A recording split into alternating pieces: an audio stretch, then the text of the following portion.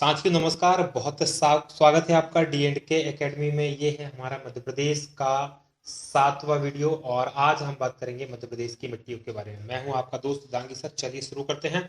उससे पहले एक निवेदन, यदि आपको हमारे वीडियोस पसंद आ रहे हैं तो प्लीज़ उन्हें लाइक करें, साथ ही हमें कमेंट करें। और आज के वीडियो में एक नया बदलाव किया गया है तो उसे आप यकीनन आपको पसंद आएगा। यदि आपको अच्छा लग रहा है तो प्लीज़ उसे कमेंट करके हमें ज़रूर बताएं। हमारे चैनल को सब्सक्राइब करें और शेयर करें। यदि आप चाहते हैं कि हमारा ये वीडियो आपको अच्छा लग रहा है और कुछ कंट्रीब्यूशन आप आपकी तरफ से चाहते हैं तो प्लीज़ इस वीडियो को शेयर करें। शेयर करने के लिए आप यदि कंप्यूटर पर देख रहे हैं तो यहाँ पर शेयर का बटन ये दिया हुआ है। यहाँ से आप इसे आपकी सभी जगह शेयर कर सकते हैं, चाहे आप आपकी फेसबुक को, व्हाट्सएप को, हर जगह शेयर कर सकते हैं। यहाँ आप इसे सब्सक्राइब कर सकते हैं। साथ ही यदि आप अगर मोबाइल से इसे देख रहे हैं तो शेयर करने के लिए ये बटन यहाँ पर दिया हुआ है और सब्सक्राइब का यहाँ पर बटन दिया हुआ है। इसे शेयर कर सकते हैं आप सब जगह।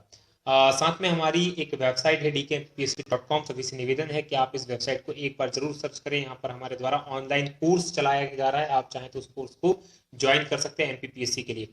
एक और हमारा यूट्यूब चैनल है अमेजिंग वर्ल्ड करके, जिसका लिंक नीचे डिस्क्रिप्शन में दी हुई है। यहाँ पर देश दुनिया की उन तमाम साइंस से रिलेटेड बहुत सारी बातें आपको यहाँ बताई जा रही है। तो बहुत अच्छा ये चैनल है, आप इसको भी जरूर देखें और सब्सक्राइब करें। साथ ही टैग दांगी जी हमारा एक और चैनल है जिसमें आपको बताया जाता है कि किस तरह से जो टेक्नोलॉजी से रिलेटेड चीज़ें हैं उसके बारे में काफ़ी विस्तार से बताया जाता है, तो आप इसको भी जरूर देखें।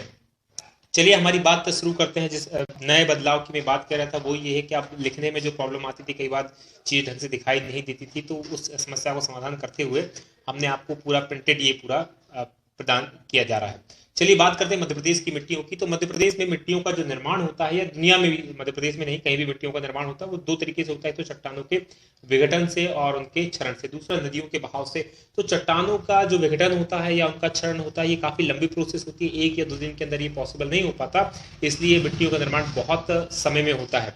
मध्य प्रदेश की अगर मिट्टियों की बात करें तो नदी घाटी की जो मिट्टियां, उनको छोड़कर अधिकतर मध्य प्रदेश के अंदर प्रोड मिट्टियां हैं। प्रोड मिट्टियां उन मिट्टियों को कहा जाता है कि जो कि काफी पुरानी मिट्टी हो गई है, या जिनका निर्माण काफी पहले इतिहास में बहुत पहले हुआ था। पृथ्वी का जो भूगर्भिक इतिहास है उसमें काफी समय पहले इसका निर्माण हुआ था, तो ऐसी मिट्टियों को प्रोड मिट्टी कहते हैं। तो मध्य प्रदेश की अधिकतर मिट्टियां इसी श्रेणी में आती है। क्षेत्रीय कारकों के आधार पर देखें तो मध्य प्रदेश की मिट्टी को 5 भागों में बांटा गया है।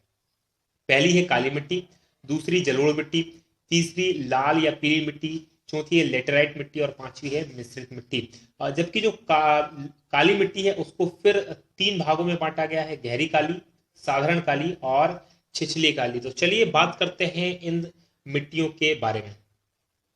पहली जो मिट्टी है वो है काली मिट्टी। काली मिट्टी की बात करें तो ये मध्य प्रदेश के सर्वाधिक भाग, लगभग 47.6% भाग में पाई जाती है। मतलब मध्य प्रदेश का सर्वाधिक भाग जिस मिट्टियों से ढका हुआ है वो काली मिट्टी है। ये मिट्टी जो पाई जाती है, ये मिट्टी दक्कन ट्रेप की बेसाल्ट चट्टानों से बनी हुई है। देखिए दक्कन ट्रेप जो है उसकी भूगर्भिक इतिहास का एक ये टाइप है, चट्टानों का टाइप है। उसमें बेसाल्ट जो चट्टान है, जो कि आग्नेय चट्टानें कहलाती है, उनके क्षरण से, उनके टूटने से ये मिट्टी बनी हुई है। इस मिट्टी के अंदर देखा जाए तो नाइट्रोजन, कैल्शियम और magnesium carbonate, potassium, carbon, iron, aluminium पर्याप्त मात्रा में इसमें पाया जाता है। तो ये मिट्टी काफी उपजाऊ होती है और इस मिट्टी को रेगड़ मिट्टी भी कहा जाता है। तो ये फेमस इसका नाम है, काली मिट्टी, रेगड़ मिट्टी। और ये एमपीपीएससी 2015 में प्रश्न पूछा भी गया था, इसलिए इंपॉर्टेंट है क्योंकि इस मिट्टी में क्या होता है, जल धारण करने की क्षमता अधिक होती है, काफी मात्रा में अपने अंदर जल धारित कर सकती है। मतलब ये मिट्टी जो काली मिट्टी है मुख्यतः पाई जाती है मालवा के पठार। ये आप देखेंगे ये पूरा जो क्षेत्र है मालवा का पठार, नर्मदा घाटी, ये वाला जो पूरा क्षेत्र है नर्मदा घाटी, और सतपुड़ा मेकल श्रेणी, यानी कि ये वाला जो क्षेत्र है यहाँ पर ये काली मिट्टी का विस्तार है। इसका फिर अलग अलग भागों में हम देखें तो सबसे पहली जो मिट्टी आती है वह गहरी काली मिट्टी। बात करें गहरी काली मिट्टी की तो यह मिट्टी जो है ज्वालामुखी उद्गार से निर्मित है, यानी ज्वालामुखी जो फूटे थे उनके उद्गार से ये मिट्टी बनी हुई है, इसीलिए इसे लावा मिट्टी भी कहा जाता है। और इसके कारण ये क्या है, काफी उपजाऊ है। और यह जो मिट्टी है मध्य प्रदेश के नर्मदा घाटी और सतपुड़ा मालवा पठार में पाई जाती है। तो जो ये मैप के अंदर आपको गहरे ब्लैक कलर से ये जो मिट्टी दिखाई दे रही है, ये सारी की सारी जो मिट्टी है ये गहरी काली मिट्टी है। तो ये जो मुख्य रूप से पाई जाती है नर्मदा घाटी, सतपुड़ा और मालवा के पठार में। भारत का लगभग 3.5%, मतलब 1.4 लाख हेक्टेयर भूमि पर ये मिट्टी हमें मिलती है। इस मिट्टी के अंदर गेहूं, तिलहन, चना, ज्वार और कपास के लिए मुख्यतः ये उपयोगी होती है।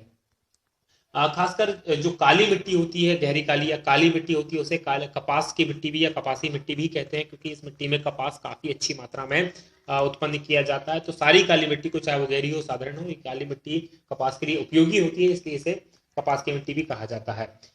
ये जो मिट्टी होती है, इसकी प्रकृति होती है अम्लीय प्रकृति की होती है, और ये मिट्टी होशंगाबाद, मुख्य रूप से हरदा, जबलपुर, कटनी, खंडवा, खरगोन, ये जिले हैं जहां पर गहरी काली मिट्टी मुख्य रूप से पाई जाती है।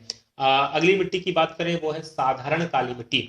साधारण काली मिट्टी की बात करें साथियों, तो इस मिट्टी का जो निर्माण होता है बेसाल्ट, धारवाड़, सिस्ट, ग्रेनाइट और नीज चट्टानों के क्षरण से हुआ। ये चट्टानों के प्रकार है, जिस तरह से पिछली हमने देखी थी, और उसका जो निर्माण हुआ बेसाल्ट चट्टानों से, लेकिन ये बेसाल्ट, धारवाड़, सिस्ट, ग्रेनाइट और नीज प्रकार की चट्टाने हैं, उनका जब क्षरण हुआ तो उससे इस मिट्टी का निर्माण हुआ है। ये जो मिट्टी है उत्तर पश्चिमी मध्य प्रदेश के राज्यों में ज्यादातर मिलती है। खासकर मालवा का पठार इसके लिए बहुत बहुत फेमस है। तो ये जो मिट्टी, ये वाली जो मिट्टी आपको दिखाई दे रही है, ये पूरी मिट्टी जो है साधारण काली मिट्टी है। यहाँ जहां पर भी आपको इस तरह की ये जो मिट्टी है, ये सारी साधारण काली मिट्टी के अंतर्गत आती है। यहाँ पर भी कुछ इस मामले में साधारण काली मिट्टी पाई जाती है। इसमें बात करें तो ये मध्य प्रदेश के 37% भाग पर लगभग 4 लाख हेक्टेयर भूमि पर पाई जाती है। तो इसलिए मध्य प्रदेश में सर्वाधिक भूमि पर पाई जाने वाली साधारण काली मिट्टी भी सर्वाधिक भूमि पर पाई जाती है। इसमें प्रमुख फसलें हैं गेहूं, कपास, मूंगफली और ज्वार। कपास के लिए काफी फेमस है, गेहूं और मूंगफली तो यहाँ होता ही है। मध्य प्रदेश के जिलों की बात करें तो मुख्य रूप से गुना, शाजापुर, सीहोर, उज्जैन, विदिशा, भोपाल, रायसेन, यानी कि मालवा का जो पठार है, मालवा के जो आसपास का क्षेत्र है, वहां पर मुख्य रूप से पाई जाती है। बाकी बहुत सारी जगह पर ये पाई जाती है। ये मुख्य मुख्य जगह थी, जो जिले हैं, ये मुख्य जिलों के नाम हमने आपको अब बताए हैं। अगली है छिछली काली मिट्टी। तो बहुत एक और इम्पोर्टेंट मिट्टी है छिछली काली मिट्टी। इस मिट्टी का जो निर्माण है बेसाल्ट टाइप की चट्टानों से हुआ है। छिछली काली मिट्टी का, जो कि सतपुड़ा के क्षेत्र में पाई जाती है, विशेषकर छिंदवाड़ा, सिवनी और बैतूल जिलों में। तो यहाँ पर अगर आप इसको देखेंगे तो यहाँ पर ये आपको देखने को मिलेगी, ये वाली मिट्टी जो है छिंदवाड़ा, सिवनी और बैतूल, यहाँ पर भी कुछ भाग में ये छिछली काली मिट्टी पाई जाती है। मध्य प्रदेश के 7.5% भूभाग पर यह मिट्टी पाई जाती है। अम्लीय इसका जो प्रकार होता है वो अम्लीय ही होता है, अम्लीय प्रकार की ये मिट्टी है। और खासकर इस मिट्टी की अगर बात करें तो इस मिट्टी के अंदर चावल की खेती, खासकर बालाघाट जो है छिंदवाड़ा से, वहां पर कुछ मात्रा में चावल की मिट्टी खेती होती है। ज्वार, गेहूं, मक्का, माफ कीजिएगा, ज्वार और गेहूं, ये 2 फसलें हैं जिसकी प्रमुख रूप से यहाँ पर खेती की जाती है। अगली मिट्टी की बात करें तो वो है जलोढ़ मिट्टी। ये दूसरा प्रकार है मिट्टी का। हमने काली मिट्टी पढ़ी, उसके बाद दूसरा प्रकार है जलोढ़ मिट्टी का। जलोढ़ मिट्टी की बात करें तो मध्य प्रदेश का जो उत्तर पश्चिमी भाग है, मुख्यतः देखें तो ग्वालियर, भिंड, मुरैना, श्योपुर, यानी कि ये जो भाग है मध्य प्रदेश का, यहाँ पर ये देखेंगे आप, तो ये जो मिट्टी पाई जाती है यहाँ पर जलोढ़ मिट्टी पाई जाती है। दोस्तों जलोढ़ मिट्टी क्या ये बनी है, जो एक तो बुंदेलखंड नीस चट्टान का एक प्रकार है, बुंदेलखंड नीस उससे बनी है। दूसरा चंबल के द्वारा निक्षेपित पदार्थों से। बेसिकली जो जलोढ़ मिट्टी होती है, वो जब नदियां अपने साथ पर जो मिट्टी बहा कर ले जाती है, जो कंकड़ पत्थर बहा कर ले जाती है, उनका जब एक जगह जमा हो जाता है तो वो जो मिट्टी बनती है तो वो जलोढ़ मिट्टी कहलाती है। तो चंबल नदी जो है, चंबल नदी जो अपने साथ मिट्टियां और अन्य पदार्थ जो बहा कर ले जाती है, उसके जो निक्षेपित हो जाते हैं, मतलब एक जगह जमा हो जाते हैं, तो उससे ये बनी हुई मिट्टी है। तो इसका विस्तार मध्य प्रदेश के अंदर लगभग 30 लाख हेक्टेयर एकड़ भूमि पर है। तो बहुत ज्यादा क्षेत्र में ये नहीं फैली, लगभग 10% क्षेत्रफल पर ये फैली हुई है। इस मिट्टी को क्षारीय मिट्टी कहा जाता है। यह जो मिट्टी होती है इसका प्रकार क्षारीय होता है। इसमें नाइट्रोजन, फास्फोरस की कमी होती है। देखिए मध्य प्रदेश की जितनी भी मिट्टियां हैं लगभग सभी के अंदर ये नाइट्रोजन और फास्फोरस की कमी आपको मिलेगी। तो ये एक छोटा फेनोमेनन है, समझ लीजिएगा। और साथ में साथ इसके अलावा जो जैव तत्व होता है या ह्यूमस जिसे कहते हैं, उसकी भी कमी अधिकतर मिट्टियों में मध्य प्रदेश में पाई जाती है। तो ये कॉमन है सभी के अंदर। लेकिन इसके अंदर क्या होता है, पोटास, फास्फोरिक एसिड, चूना जो है अधिक मात्रा में पाया जाता है। इस मिट्टी के अंदर बालू, सिल्ट और मृतिका, ये रेत की मिट्टी, जो रेतीली मिट्टी होती है उसका प्रकार होता है। इसके अंदर बालू 50% या 50 अनुपात में 6 अनुपात में मिलती है। मृतिका 29.4 अनुपात में मिलता है इस मिट्टी के अंदर। मृतिका और सिल्ट ये इस अनुपात में मिलती है। ये जो मिट्टी है मुख्य रूप से गेहूं, गन्ना, सरसों, ये इस प्रकार की फसलों के लिए प्रमुख रूप से उपयुक्त मिट्टी होती है। अगली बात करें लाल और पीली मिट्टी या लाल पीली मिट्टी।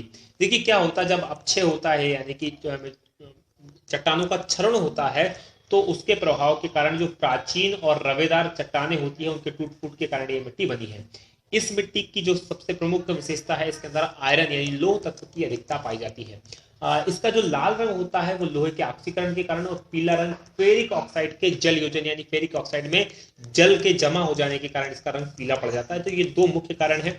ये जो मिट्टी है मध्य प्रदेश के संपूर्ण पूर्वी भाग, खासकर बघेलखंड, यहाँ पर आप देखेंगे बघेलखंड, बुंदेलखंड, ये वाला क्षेत्र, बुंदेलखंड में भी खासकर ये बघेलखंड की बात करें तो बालाघाट, शहडोल, सिंगरौली, सीधी, रीवा, पन्ना, और इधर बात करें बुंदेलखंड की तो उसमें छतरपुर जिलों के अंदर मिलती है। मध्य प्रदेश के 36.5% क्षेत्रफल पर ये भूभाग पर ये मिट्टी पाई जाती है। तो काफी बड़ी मात्रा में ये मिट्टी मध्य प्रदेश के अंदर पाई जाती है। इस मिट्टी में लोहा, एल्यूमिनियम, चूना ये तीन पर्याप्त मात्रा में होती है, लेकिन नाइट्रोजन, फास्फोरस और जैव तत्व की कमी होती है। तो नाइट्रोजन, फास्फोरस और जैव तत्व हमारे यहाँ की सभी मिट्टियों के लिए आपको मान याद रखना है। पीएच मान की बात करें तो 5.5 से 8.5 तक इसका पीएच मान होता है, यानी कि ये मिट्टी अम्लीय से लेकर क्षारीय दोनों प्रकार की होती है। यहाँ की जो प्रमुख फसल है वो चावल इस क्षेत्र में सर्वाधिक मात्रा में पैदा किया जाता है, लाल पीली मिट्टी के अंदर। अगली बात करें लेटेराइट मिट्टी, एक और इम्पोर्टेंट टाइप है मिट्टी का, लेटेराइट मिट्टी। देखिए इस मिट्टी का जो निर्माण होता है शुष्क और तर मौसम के वाले क्षेत्रों में अधिक होता है, जो कि चट्टानों के टूट फूट और रासायनिक क्रिया, इसके अंदर रासायनिक क्रिया इंपॉर्टेंट वर्ड आ जाता है कि रासायनिक क्रिया से बनती है।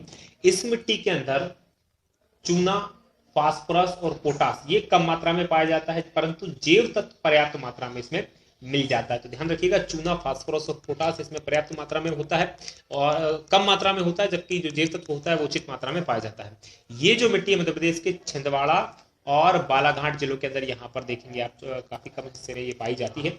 मुख्यतः इसमें चावल और मोटे अनाज जैसे ज्वार और बाजरा, मक्का, इनको मोटा अनाज कहा जाता है। तो ज्वार, बाजरा और चावल इस क्षेत्र के अंदर पैदा किया जाता है या इस मिट्टी में पैदा किया जाता है। अगली बात करें मिश्रित मिट्टी की, तो एक और इंपॉर्टेंट प्रकार है मिश्रित मिट्टी। मध्य प्रदेश के जो अन्य क्षेत्र हैं, काफी जगह है जहां पर लाल, पीली और काली तीनों मिट्टी एक साथ पाई जाती है, तो इन मिट्टियों को कहा जाता है मिश्रित मिट्टी। ये मिट्टी जो इसके अंदर नाइट्रोजन, फास्फोरस, कार्बनिक पदार्थों की कमी होती है। फिर मैंने बोला कि ये पदार्थ लगभग सभी में सेम है। इस मिट्टी में मोटे अनाज, खासकर ज्वार, बाजरा, मक्का, ये जो इस प्रकार के अनाज होते हैं इनके लिए उपयुक्त होती है। और बालाघाट में ये जो मिट्टी होती है काली और पीली मिट्टी के मिश्रण के साथ पाई जाती है, कुछ बहुत छोटे से क्षेत्र में पाई जाती है। ये मिट्टी जो खासकर पाई जाती है पठारी क्षेत्रों में, खासकर टीकमगढ़, पन्ना, सतना, रीवा, ये वाला जो पठारी क्षेत्र है यहाँ पर ये अधिक मात्रा में पाई जाती है। अगली बात है मृदा अपरदन की। तो एक और बड़ी समस्या है मध्य प्रदेश के अंदर जो है मृदा अपरदन। देखिए क्या होता है मृदा अपरदन, जो चंबल घाटी है मध्य प्रदेश की वो इसके द्वारा सर्वाधिक ग्रसित है। मृदा अपरदन के अंदर क्या होता है, मिट्टी की जो ऊपरी परत, जो उपजाऊ परत होती है, जब वो कट के बह जाती है तो उसे कहते हैं मृदा का अपरदन। ये जो क्षेत्र है चंबल का नदी घाटी क्षेत्र, ये बीहड़ों के लिए प्रसिद्ध है। बीहड़ मतलब जहाँ बहुत गहरे गहरे गड्ढे बन जाते हैं, और ये डाकू की समस्या से भी बहुत फेमस है। इस पर विस्तार से बात हमने नदियों के वाले पोर्शन में की थी। यदि आपने नदियों वाला वीडियो नहीं देखा तो उस वीडियो को जरूर देखें। इस मिट्टी की जो कुल है 15 लाख हेक्टेयर भूमि पर ये लगभग पाई जाती है, और 15 लाख हेक्टेयर भूमि जो है बीहड़ों में परिवर्तित हो गई है।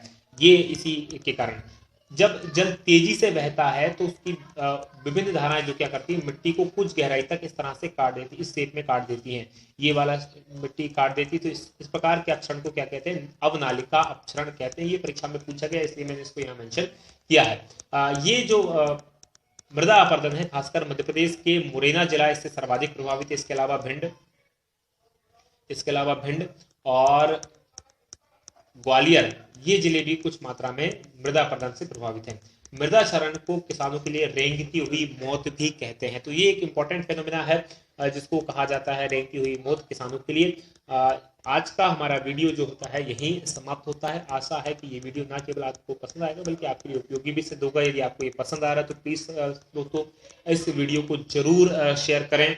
आप देख रहे थे DNK अकेडमी जो है नंबर 1 जीके का चैनल, खासकर मध्य प्रदेश के लिए तो नंबर 1 हम वर्तमान में है ही। और आपका इसी तरह से सहयोग रहा तो हम भारत में भी जीके के नंबर 1 चैनल बनेंगे। तो आपका बहुत बहुत धन्यवाद। जय हिंद, जय भारत।